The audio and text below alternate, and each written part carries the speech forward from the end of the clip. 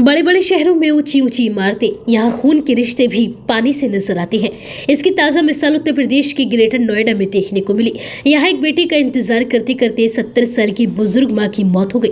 बुजुर्ग मां के घर से महज 20 किलोमीटर दूर रहने वाला बेटा 4 महीने से अपनी मां से मिलने नहीं आया था और न ही उसने अपनी मां को फोन किया था। लेकिन पिछले कुछ दिनों से बेटा लगातार मां को फोन कर रहा था, लेकिन मां का फोन स्विच ऑफ जाता रहा। इसके बाद बेटा अपनी पत्नी के साथ सोमवार को मां के घर पहुंचा तो उनकी लाश बिस्तर के नीचे पड़ी हुई मिली। मां का शव पूरी तरह से खराब हो चुका था, उनकी बॉडी गल चुकी थी और उसमें कीड़े लग गए थे। मां की ऐसी हालत देखकर बेटा बेसुध हो गया। वह तेज तेज चिल्लाने लगा, रोने लगा। रोते हुए बोला, तुम्हें कोई दिक्कत थी तो फोन क्यों नहीं किया? काम की वजह से मैं तुमसे मिल नहीं पाया। क्या पता था जब मिलने आऊंगा तो तुम मुझे इस हालत में मिलोगी।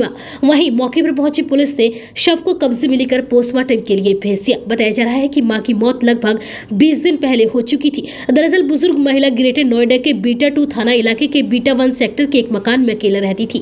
महिला का नाम अमिया सिन्हा है और वह रिटायर्ड डॉक्टर थी और वह 15 सालों से यहाँ अकेली रह रही थी। पति से तलाक के बाद वो यहाँ रहने के लिए आई थी। बेटा प्रवण रंजन सिन्हा कभी कभी उनसे मिलने के लिए आता था। अमिया का बेटा नोएडा के पास गाजियाबाद में अपने परिवार के साथ रहता है। माँ रिटायर्ड डॉक्टर थी, इसलिए पैसे की कभी कोई समस्या नहीं थी। वो अपना जीवन यापन खुद करती थी। इधर बेटा काफी समय से अपनी माँ के पास नहीं आया था। इस बारे में बेटे प्रणव रंजन सिन्हा ने बताया कि पिछले 4 महीने से मां से मेरी बात नहीं हुई थी।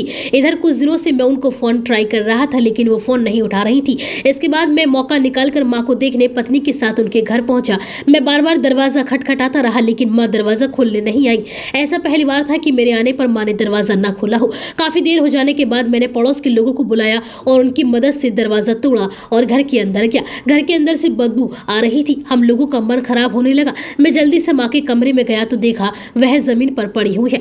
बेटे ने आगे बताया कि मां के पास पानी का एक गिलास पड़ा हुआ था और उनका बिस्तर भी उलझा हुआ था। मां की बॉडी पूरी काली हो चुकी थी। उनके सिर पर हल्का चोट का निशान भी नजर आ रहा था। मां की ऐसी हालत देखकर मैं कुछ समझ नहीं पा रहा था। मुझे इस बात पर बहुत अफसोस हो रहा है कि मैं क्यों अपनी मां से मिलने नहीं आया और क्यों मैंने उनको ऐसे अकेला छोड़ दिया। इस घटना के बाद बुजुर्ग अमिया का एक वीडियो भी सोशल मीडिया पर वायरल हुआ है, जिसमें वो बुजुर्गों के लिए एक शेल्टर होम खोलने की बात कह रही हैं। वे कह रही हैं कि एक ऐसा घर होना चाहिए जहां सारे बुजुर्ग रहें, उनको जो मन हो वो करें, वहां पर कोई रोक टोक ना हो। जिसको जो बात करनी है वो बात करे, जिसको जो खाना बनाना हो वो बना कर खाए।